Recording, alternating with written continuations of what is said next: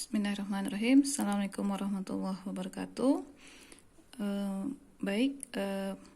Pada pembahasan ini kita akan mengenal ataupun akan mencoba menyelesaikan berbagai macam persoalan-persoalan fisika dengan menggunakan metode numerik.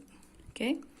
Nah, biasanya seperti yang pernah kalian lakukan, itu pada saat kalian menyelesaikan kasus-kasus fisika itu cenderung diformulasikan dalam persamaan matematis.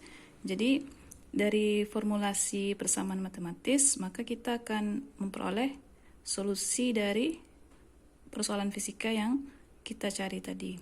Oke. Nah, adapun untuk mendapatkan solusi dari persamaan matematis tersebut bisa kita gunakan dengan metode analitik maupun dengan metode numerik. Nah, sekarang apa perbedaan antara metode analitik dan metode numerik? Oke, jadi kalau metode analitik itu cenderung menghasilkan suatu nilai yang bersifat eksak ya, atau suatu nilai sejati. Dan metode analitik juga biasanya itu diselesaikan dengan menggunakan rumus-rumus yang lazim yang sudah kita kenal ya. Pun metode analitik itu bisa kita gunakan untuk bentuk-bentuk persamaan yang tidak sulit ya, bentuk-bentuk persamaan yang sederhana. Misalkan seperti persamaan kuadrat ya. Jadi persamaan kuadrat itu kita ingin mencari akar persamaannya bisa menggunakan rumus ABC ya. Rumus ABC misalkan X sama dengan min B plus minus akar dari B kuadrat kurang 4AC per 2A. Nah, ini persamaan ini adalah persamaan yang lazim yang biasa kita gunakan untuk menyelesaikan persamaan kuadrat.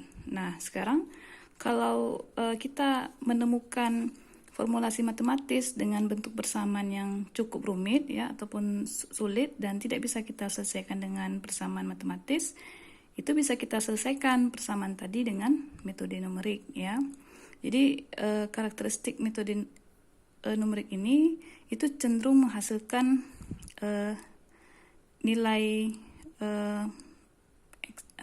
cenderung menghasilkan suatu nilai yang sifatnya tidak eksak atau hampir mendekati nilai eksak ya.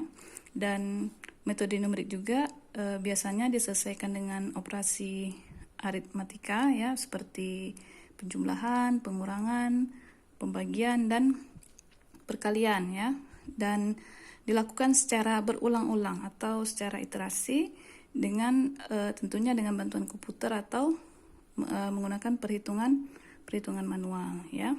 Oke.